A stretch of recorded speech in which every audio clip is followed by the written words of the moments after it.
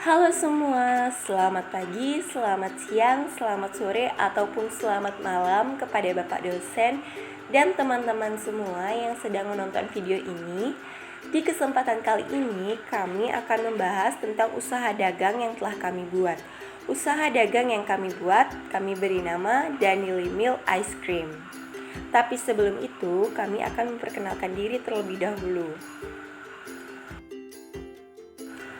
Untuk yang pertama ada Niwaya Nina Suwaryanti dengan NIM akhir 004. Yang kedua ada Adinda Putri Wijayanti dengan NIM akhir 014. Dan yang ketiga ada Nilo Yuliantari dengan NIM akhir 015. Dan yang keempat saya sendiri Nimade Arimas Milinia dengan NIM akhir 017.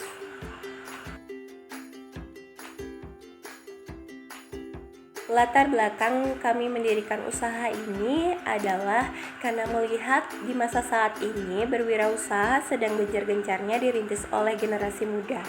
Adanya teknologi yang canggih guna mendukung kelancaran dalam bisnis menjadi salah satu alasan kuat generasi muda milenial mulai mengepakkan sayap dalam dunia bisnis. Es krim adalah produk yang mempunyai pangsa pasar besar, mulai dari anak-anak hingga orang tua. Penikmat es krim diasumsikan akan mengkonsumsi es krim untuk berbagi bersama-sama dengan orang-orang di sekitarnya. Saat ini, inovasi yang diberikan dalam produk es krim sudah sangat beragam. Semuanya disesuaikan dengan permintaan konsumen serta tren yang ada. Menjawab tantangan tersebut, maka muncul ide untuk mendirikan usaha Danieli Milk Ice ini.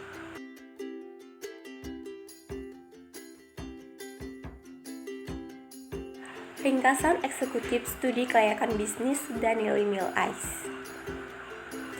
Danieli Milk Ice merupakan suatu gagasan usaha yang menawarkan produk es krim dengan daerah pemasarannya di Bukit Jimbaran dan sekitarnya. Ide bisnis yang mengusung konsep penjualan secara langsung serta bekerja sama dengan Gojek dan Grab dalam pemasarannya. Pendirian toko Danieli Milk Ice ini direncanakan di Bukit Jimbaran dengan pertimbangan dekat dengan instansi, permukiman, serta cuaca di daerah tersebut cenderung panas. Di samping itu, kami menjual dengan konsep kedai mini yang sedang tren di kalangan anak muda saat ini.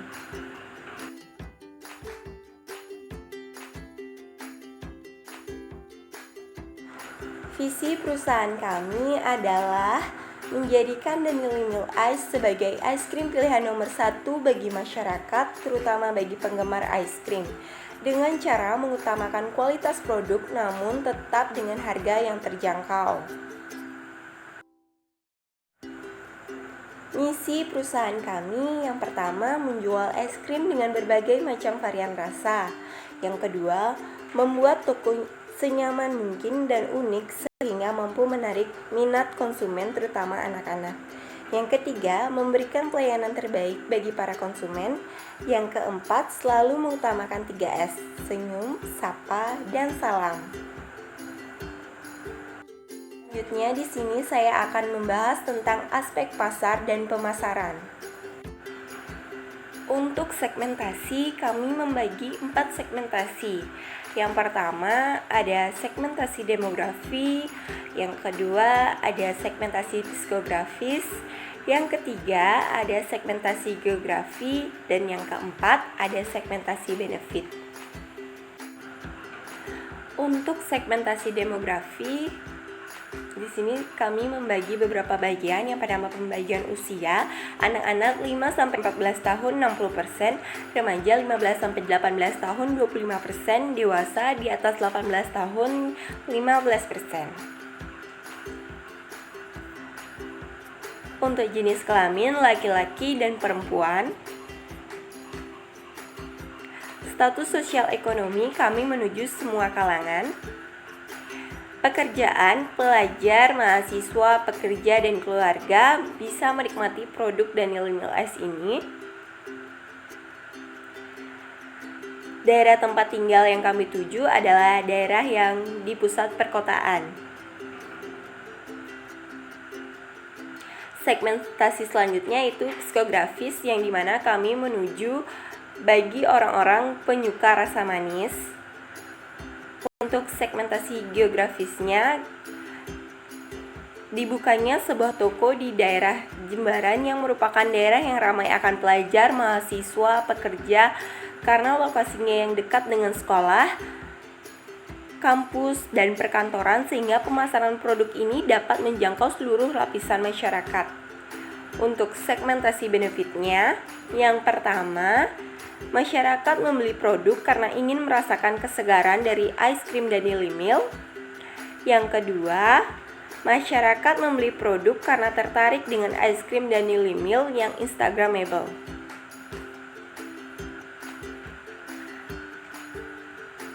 Pada targeting, Daily Milk Ice memfokuskan pada anak-anak, pelajar, dan mahasiswa.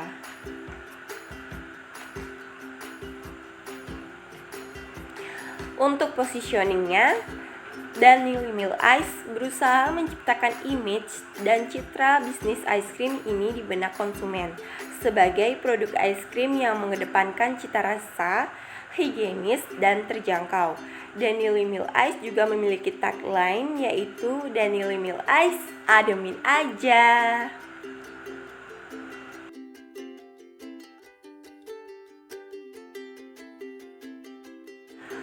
Selanjutnya kita masuk pada bauran pemasaran, yang dimana bauran pertama itu ada produk atau produk, yang dimana produk yang ditawarkan berupa waffle bowl ice cream dengan berbagai varian rasa, mulai dari rasa coklat, strawberry, vanilla, dan mocha, dan masih banyak lagi varian rasa lainnya.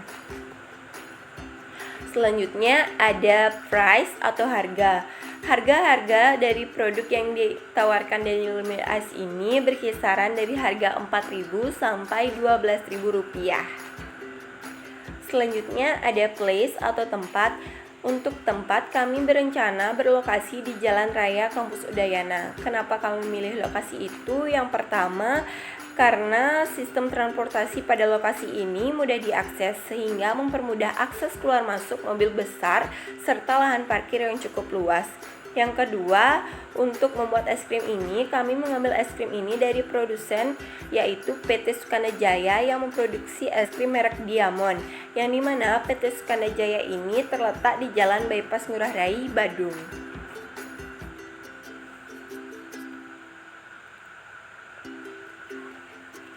Selanjutnya ada promosi atau promotion, yang dimana promosi yang akan dilakukan oleh Daily Milk Ice ini yakni melalui media sosial dan pembuatan iklan yang dipasang pada media massa seperti koran dan majalah makanan. Selain itu, kami juga memanfaatkan promosi dari mulut ke mulut serta bekerja sama dengan GrabFood dan GoFood. Selain itu, kami juga punya Instagram, jadi buat teman-teman bisa follow ya Instagram kami. Selanjutnya ada proses, di mana Daily Milk Ice ini akan memberikan pelayanan yang ramah kepada konsumen yang berkunjung ke Daily Milk Ice untuk membeli es krim. Jadi di sini kami akan menerapkan 3S tadi yang ada pada misi kami, yaitu senyum, sapa, dan salam.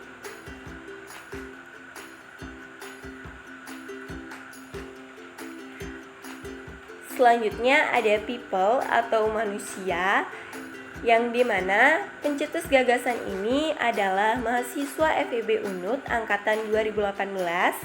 Yang kedua, pegawai Daily Milk Ice menawarkan keramah tamahan pada konsumen baik secara langsung maupun dalam hubungan secara tidak langsung seperti melalui media sosial atau via telepon. Yang ketiga, kebudayaan. Daily Milk Ice menyebutkan bahwa people with good personality adalah yang terpenting dalam karakter seorang pegawai. Selanjutnya ada physical evidence. Untuk membangun physical evidence, kami mempercayai fasilitas seperti interior dan suasana mampu membangkitkan physical evidence konsumen. Untuk interior sendiri, Daily Milk Ice akan menghias toko dengan warna-warna pastel dan menggunakan furnitur-furnitur yang lucu, sehingga kami dapat meyakinkan ini dapat menimbulkan rasa nyaman.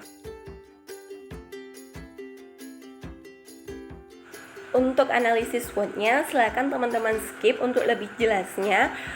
Namun di sini saya akan menyebutkan beberapa, di mana di analisis SWOT ini ada faktor internal dan eksternal, yang dimana faktor internalnya itu ada strength yaitu kekuatan dan ada weakness yaitu kelemahan. Untuk eksternal ada opportunity yaitu peluang dan ada threat yaitu ancaman. Selanjutnya itu ada product life cycle. Di awal berjualan atau pada siklus hidup produk lebih dikenal dengan tahap pertumbuhan. Tentunya kami masih berfokus pada cara pemasaran karena tujuan utama memfokuskan pada bagaimana cara agar produk ini dikenal oleh banyak orang.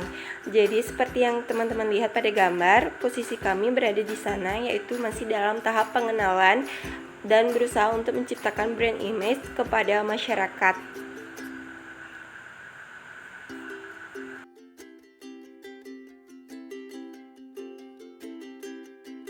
Baik, jadi di sini saya Nina Suaryanti akan melanjutkan presentasi dari rekan saya yang mengenai aspek teknis. Nah, dalam aspek teknis ini saya akan membahas mengenai lokasi usaha, luas usaha dagang, sarana dan prasarana, pemeliharaan dan juga layout toko. Oke, kita masuk ke bahasan yang pertama mengenai lokasi usaha. Danily Milk Ice memilih lokasi toko di Jimbaran, tepatnya di daerah Jalan Raya Kampus Udayana yang masih ada di wilayah Rusunawa Universitas Udayana. Alasan kami memilih lokasi di Jimbaran karena dekat dengan masyarakat dan instansi pendidikan. Selain itu, daerah ini juga dekat dengan tempat supplier yang kami ajak untuk bekerja sama, sehingga konsumen yang tinggal di wilayah Jimbaran akan mudah menjangkau produk kami karena keberadaan kami yang berada tepat di tengah-tengah pemukiman masyarakat. Berdasarkan hasil survei yang kami lakukan, melalui survei langsung dan juga media sosial, harga sewa ruko per tahun di tempat tersebut berkisar antara 60 juta rupiah hingga 90 juta rupiah per arenya. Ukuran ruko yang kami sewa sejumlah atau seluas 1 are, yakni 100 meter persegi dengan harga sewa ruko yaitu 60 juta rupiah per tahunnya. Yang kedua mengenai luas usaha dagang. Luas usaha toko Danily Milk Ice yaitu 1 are atau 100 meter persegi. Luas tersebut akan digunakan untuk area operasional toko dan juga sudah include dengan lahan parkirnya. Dalam menjalankan sebuah usaha, tentunya perusahaan itu pasti memerlukan adanya sarana dan prasarana. Begitu dengan usaha kami. Di mana sarana yang kami perlukan adalah sarana media sosial, yakni sarana yang berbasis kerjasama dengan perusahaan startup. Di sini kami bekerja sama dengan startup yang terkenal, yakni Gojek dan juga Grab. Terkait prasarana, di sini kami ada beberapa prasarana. Yang pertama ada prasarana kerja yang dibutuhkan karyawan. Prasarana di sini adalah seragam kerja yang telah ditetapkan oleh perusahaan Danily Milk Ice yang harus dikenakan setiap pekerja tersebut bertugas. Kemudian yang kedua ada prasarana kesehatan bagi karyawan. Yang paling mendasar adalah P3K dan juga toilet. Kemudian yang ketiga ada prasarana komunikasi dan juga elektronik, di mana komunikasinya tersebut ada handphone yang digunakan sebagai pusat data dan penunjang sistem jaringan online.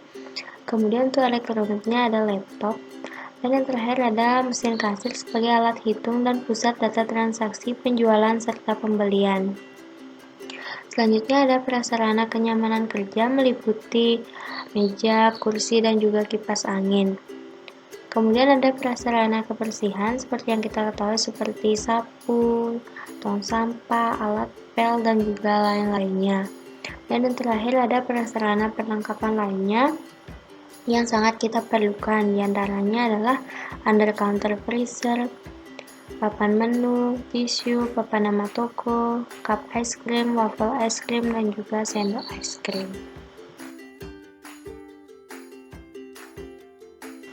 Biaya pemeliharaan adalah salah satu hal penting yang harus diperhitungkan oleh setiap perusahaan karena ini menyangkut mengenai berapa lama alat yang digunakan tersebut dapat bertahan dan berapa jumlah uang yang harus dikeluarkan untuk memelihara alat-alat tersebut.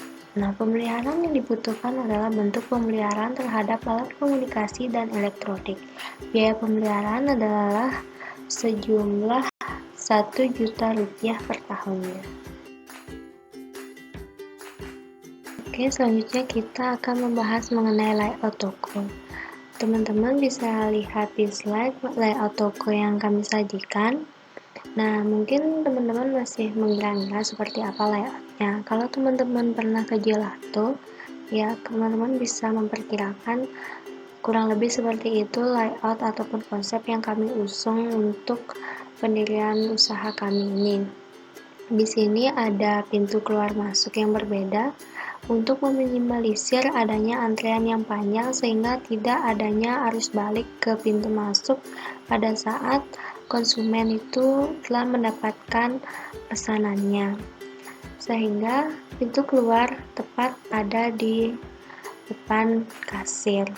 Selanjutnya di sini ada kantor. Kantor ini berfungsi untuk kita melakukan evaluasi ataupun monitoring kinerja selama 1 hari. Kami menerapkan sistem adanya monitoring selama 1 hari ataupun per shift-nya itu kami adakan monitoring. Di sini juga ada under counter freezer, di mana di sana ada jenis-jenis es krim yang kami tawarkan. Kemudian di belakangnya itu ada tempat mencuci gelasnya, kemudian ada tempat barang dan juga freezer sebagai stok es krimnya, ada daftar menu dan juga pajangan-pajangan untuk menghiasi tempat ataupun toko kami. Di sini adalah mengenai aspek manajemen. Manajemen merupakan suatu alat atau cara untuk mencapai tujuan perusahaan. Danily Milk Ice merupakan usaha yang bergerak di bidang usaha dagang. Dalam menjalankan usaha ini, agar usaha dapat tercapai dan terlaksana dengan baik, maka perlu adanya wadah untuk melakukan kegiatan tersebut yang disebut dengan organisasi. Di mana pada dasarnya organisasi adalah suatu sistem aktivitas kerjasama yang dilakukan oleh 2 orang atau lebih untuk mencapai tujuan yang telah ditetapkan sebelumnya. Mengenai analisis struktur organisasi, di dalam perusahaan kami, organisasi yang kami gunakan adalah organisasi formal. Segala kegiatan yang harus dilakukan harus terkoordinasi dan terstruktur dengan baik. Bentuk struktur yang kami gunakan adalah organisasi lini, di mana teman-teman bisa melihat pada slide. Di sini kami telah menyajikan struktur organisasi perusahaan kami. Di sini ada pemimpin yang sekaligus manajer, yang terbagi menjadi 4 bagian. Yang pertama ada bagian keuangan, bagian operasional, bagian pemasaran, dan juga bagian personalia. Di mana masing-masing manajer ini memiliki hak yang sama untuk memberikan arahan langsung kepada karyawannya. Karyawan di sini terbagi menjadi 2, yaitu kasir dan juga waitress. Di mana kasir terdiri dari 2 orang dan waiter juga terdiri dari 2 orang. Dalam menjalankan kegiatan usaha dagang Danily Milk Ice, kami pekerjakan 4 orang sebagai tenaga kerja, yaitu kasir 2 orang dan waiter 2 orang. Sedangkan manajer yang mengurus bagian keuangan, operasional, personalia, dan pemasaran adalah kelompok kami yang terdiri dari 4 orang sekaligus menjadi pimpinan atau pemiliknya.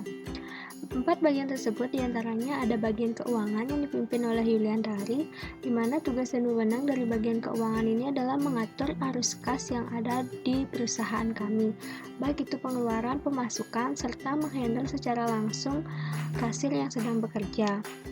Kemudian yang kedua ada bagian pemasaran yang dipimpin oleh Milinia.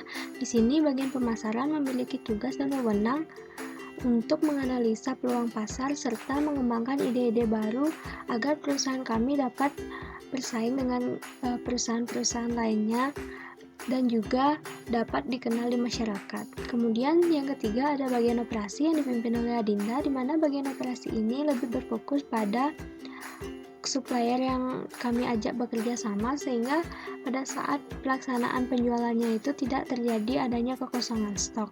Dan yang terakhir ada bagian sumber daya manusia atau human resource yang dipimpin oleh saya sendiri, yaitu Nina.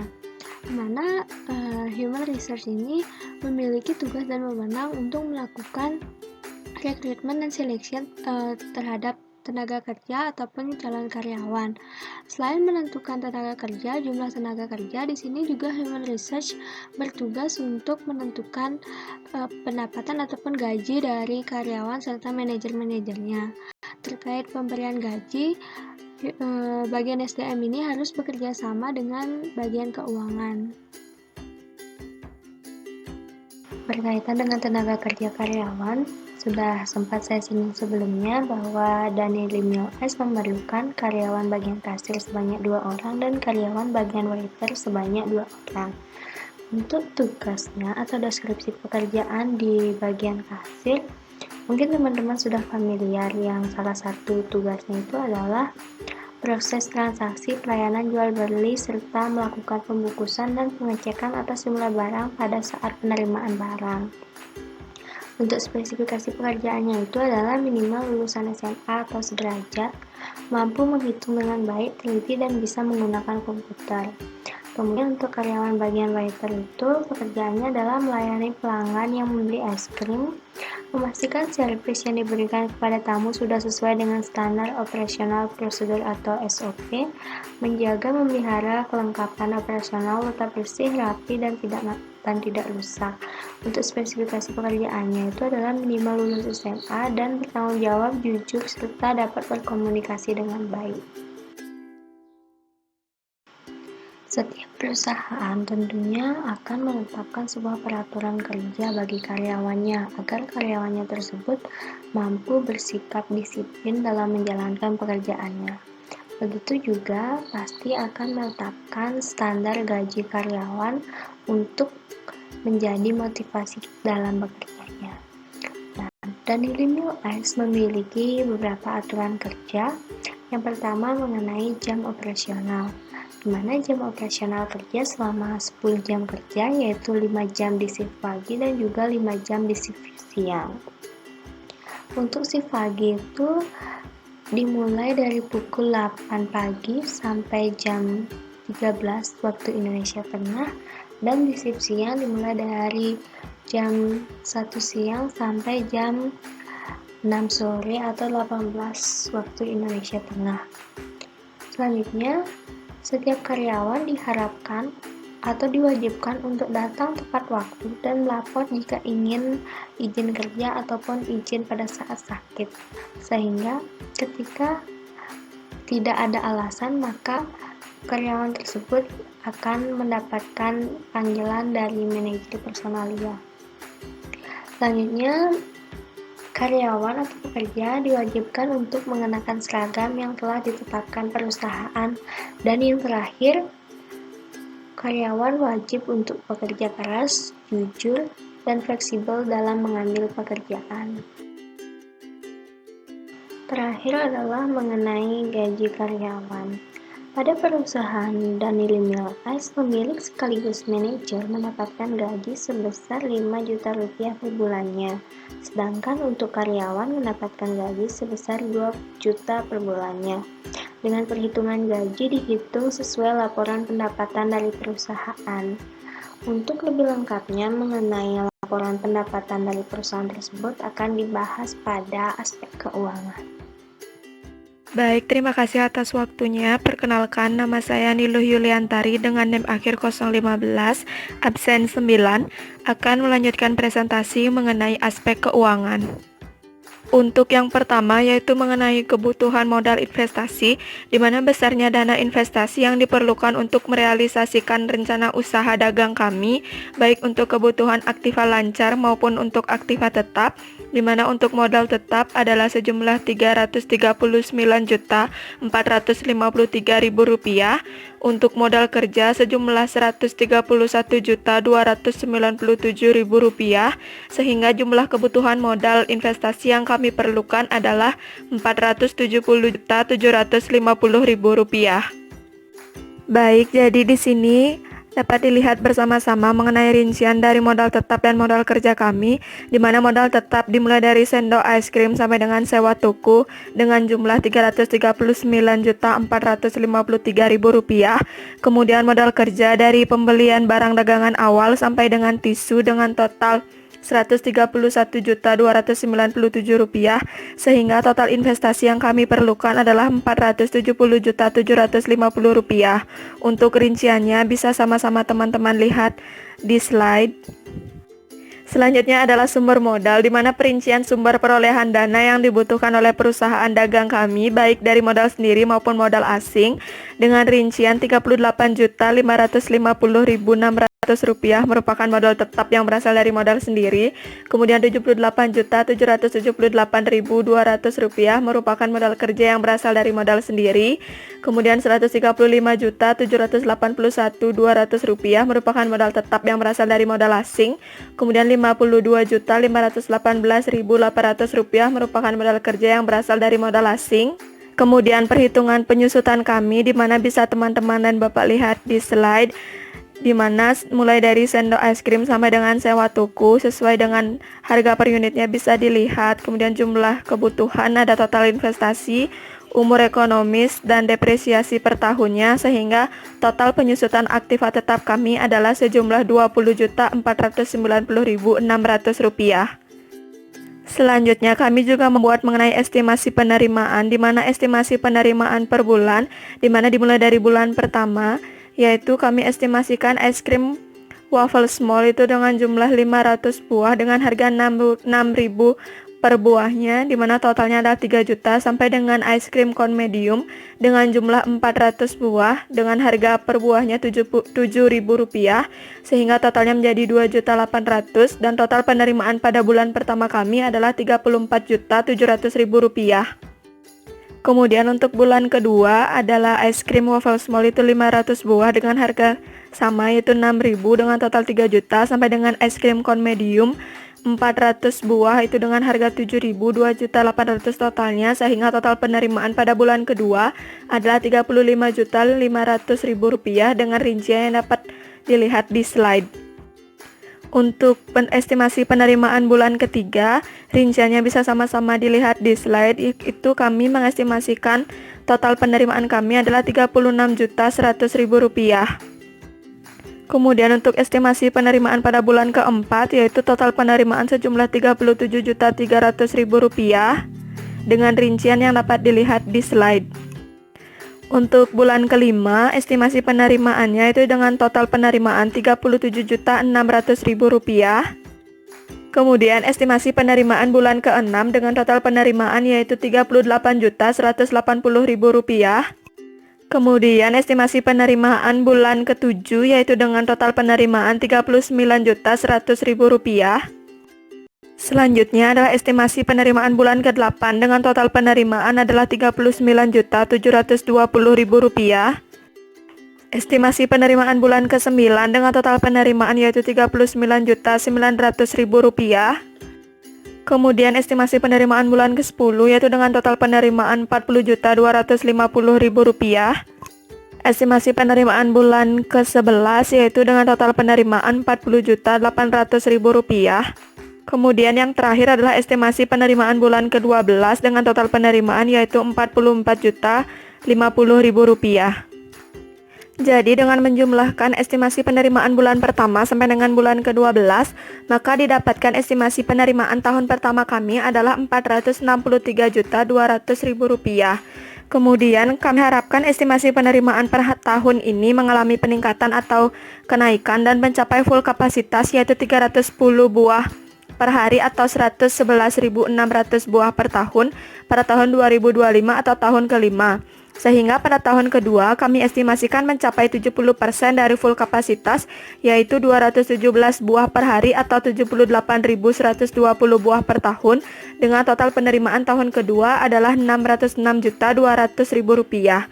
Kemudian kami estimasikan pada tahun ketiga mencapai 80% dari full kapasitas, yaitu 248 buah per hari atau 89.280 buah per tahun, dengan total penerimaan tahun ketiga yaitu Rp692.800.000.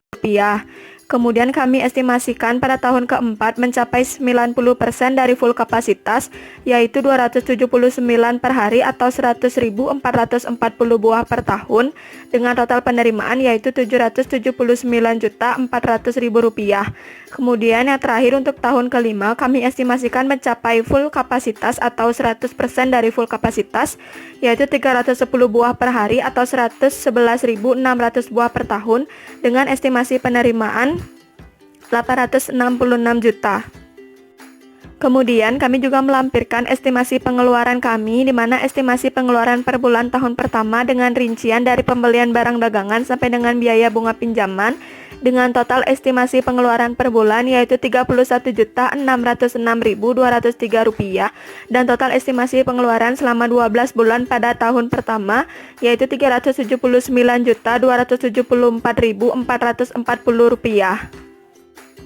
Kemudian untuk estimasi pengeluaran per bulan tahun kedua dengan rincian yang masih sama namun berbeda di pembelian barang dagangan, yaitu yang sekarang berjumlah 2 juta, sehingga total estimasi pengeluaran per bulan menjadi Rp32.606.203, dan total estimasi pengeluaran 12 bulan pada tahun kedua menjadi Rp391.274.440.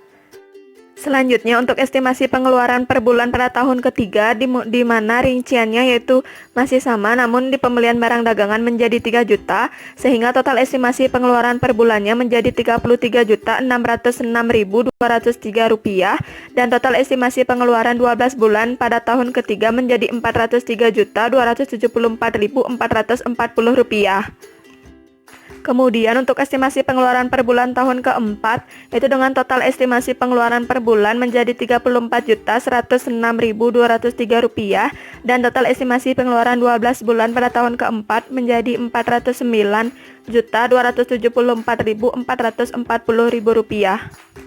Kemudian yang terakhir adalah estimasi pengeluaran per bulan tahun kelima dengan pembelian barang dagangan sejumlah 4 juta dan rincian lainnya yang dapat dilihat di slide, sehingga total estimasi pengeluaran per bulan kami pada tahun kelima menjadi Rp34.606.203, dan total estimasi pengeluaran kami pada tahun kelima yaitu menjadi Rp415.274.440. Berikutnya adalah proyeksi laba rugi, di mana perhitungan HPP kami dapat dilihat yaitu mengenai tahun pertama, tahun kedua, tahun ketiga, tahun keempat sampai dengan tahun kelima, dengan barang dagangan yaitu 12 juta pada tahun pertama, 24 juta pada tahun kedua, 36 juta pada tahun ketiga, kemudian 42 juta pada tahun keempat, dan 48 juta pada tahun kelima.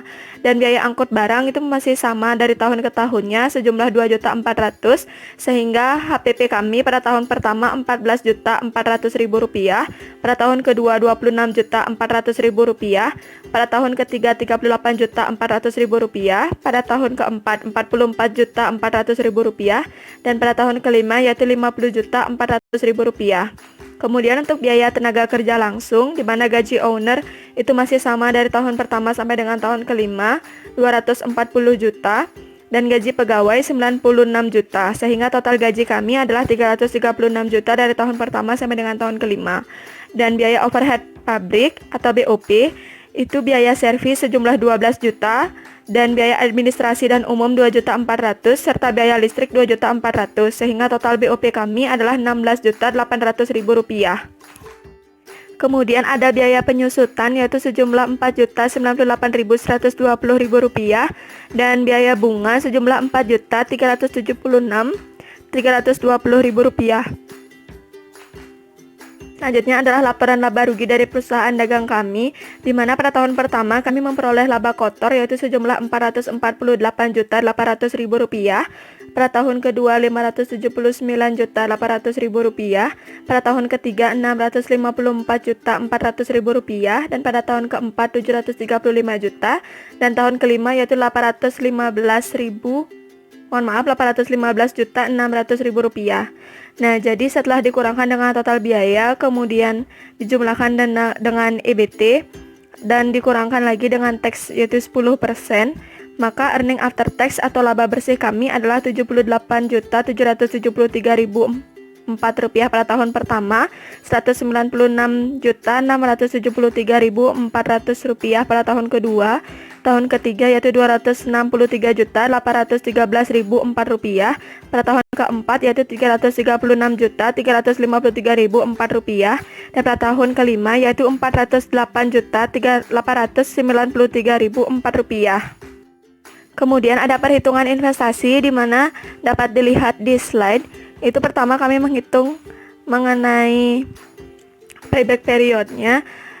Dan karena pada tahun ketiga kas masuk bersih adalah Rp267.911.124, maka sisanya adalah sebesar Rp187.107.751 dan dapat dilihat rinciannya di slide dan diharapkan akan kembali pada kurun waktu dengan perhitungan Rp187.751 dibagi dengan Rp267.911.124 dikali dengan 12 bulan sehingga mendapatkan hasil 8,3 bulan. Nah, simpulannya dengan demikian periode payback investasi dari Danily Milk Ice ini adalah 2 tahun 8,3 bulan. Selanjutnya adalah perhitungan mengenai net present value atau NPV, di mana dengan faktor PV-nya itu adalah 15% dan dapat dilihat di slide mengenai perhitungannya. Didapatkan total present value of project adalah sejumlah Rp802.057.978 dengan total value of investment itu adalah Rp470.750.000. Jadi NPV satunya didapat Rp331.307.978. Nah, kesimpulannya karena NPV lebih dari 0 ada atau plus Rp331.307.978, maka investasi ini menguntungkan atau dapat dilaksanakan.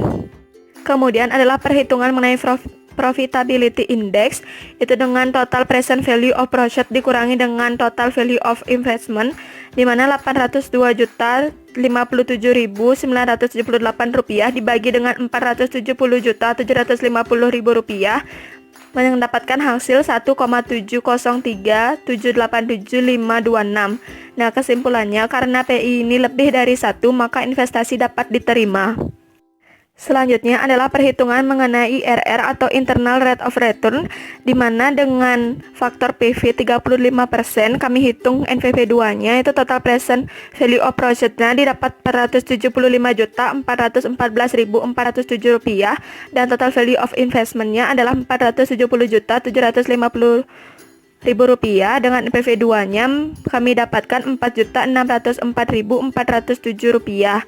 Nah, IRR ini sama dengan 15 ditambah dengan 331.307.978 dibagi dengan 802.057.978 dikurangi 475.414.407 dikali 35 dikurang 15. Dan kemudian terakhir didapatkan IRR sama dengan 15 ditambah 1,01427981 dikali dengan 20 karena 35 dikurangi dengan 15 sehingga IRR didapatkan 35,2855.962 atau jika dibulatkan menjadi 35%. Dan kesimpulannya karena IRR ini lebih dari tingkat keuntungan yang disyaratkan yaitu 15%, maka investasi ini dapat diterima.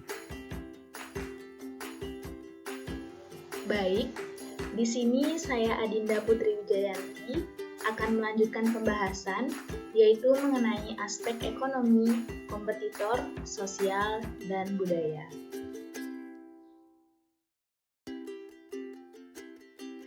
Yang pertama, ada aspek situasi ekonomi. Sektor industri makanan dan minuman di Indonesia saat ini memiliki potensi pertumbuhan ekonomi yang cukup besar. Hal itu terjadi karena sektor makanan dan minuman didukung sumber daya alam Indonesia yang berlimpah dan permintaan domestik yang tinggi.